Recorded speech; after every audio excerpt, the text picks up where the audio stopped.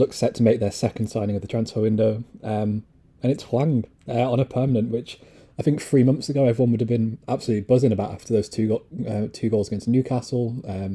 He was the next Diogo Jota. And it's weird, like, since this broke, I think a lot of people have been quite negative about it. I completely understand why.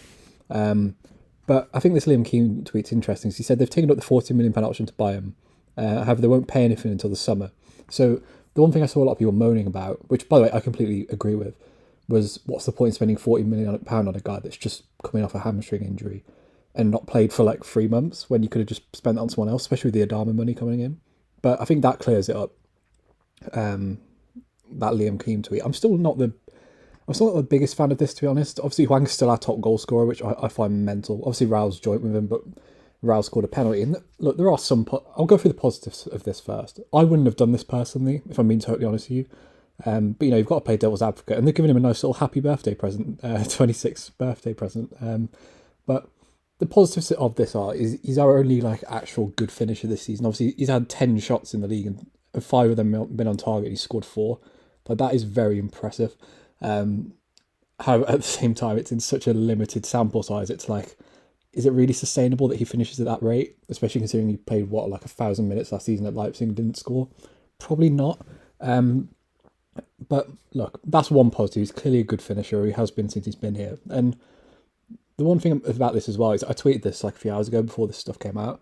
We keep saying like back Bruno, and we can't really be picky and choosy. We can't say, oh, back Bruno, but only when it's something we want.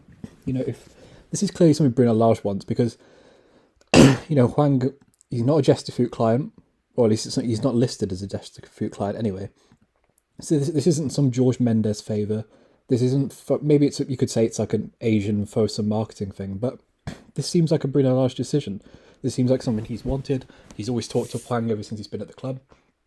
And if you want to back Hwang, then if you want to back Bruno Lage, you've kind of got to do this. I was thinking about this when I talked about Chiquinho as well. The one good thing about keeping Hwang is that it kind of safeguards our attack, if you know what I mean. Obviously, he's quite versatile, can play 2 positions. Although we haven't really seen him play as a central striker yet. He's done it before. And there's a lot of question marks about Wolves' attack right now. Like, obviously, Trincao, no one knows if we're going to buy him permanently or not. Unless we can negotiate a lower fee, I'd be amazed if we did that. Daniel Pence, as good as he's been recently, very injury prone. Pedro Neto, we have no idea if he's going to come back from his injury. Adama's definitely going to leave, let's be honest. And Chiquinho, we haven't, he looked good in that under-23s game yesterday, but that means nothing. So did Theo Corbianu. It doesn't mean he's good enough to be a Premier League player right now. So that's the one good thing about Hwang. We know he's got some uses. The fee's not ridiculous. It's not like we're paying £30+ million for him. He'll be a useful contributor, even if he's not incredible. And he's a player Wolves have tracked for a while. This isn't some George Mendes favour.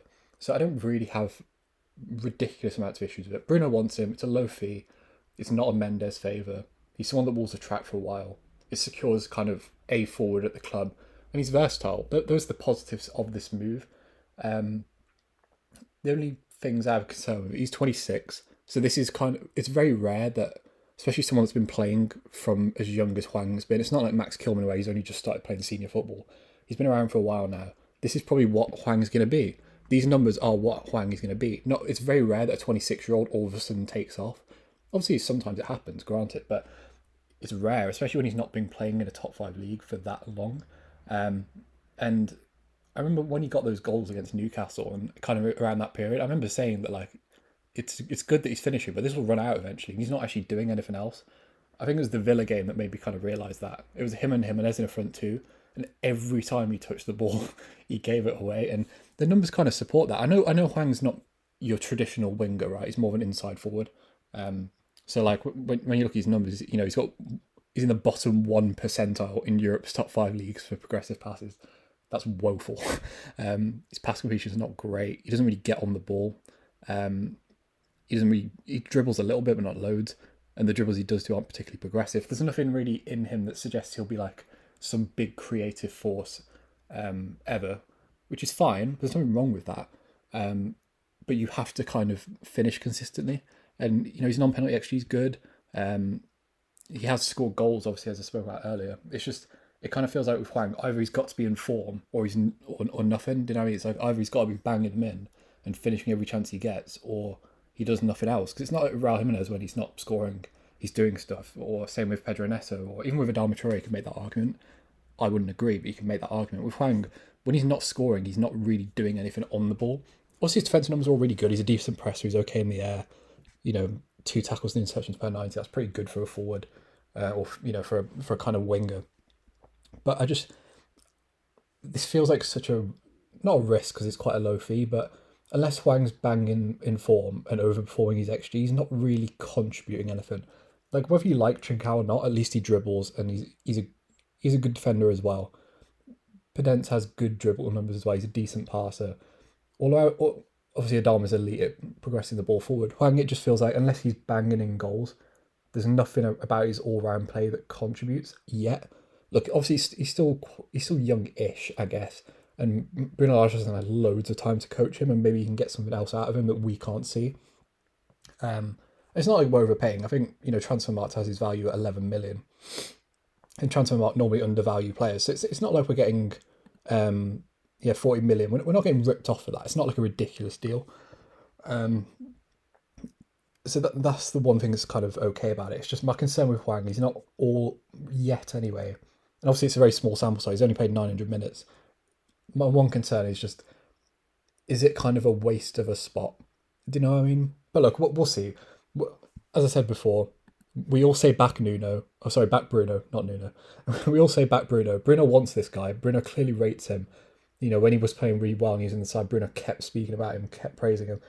So let's back Bruno, see what happens. But I'm not a massive fan of this.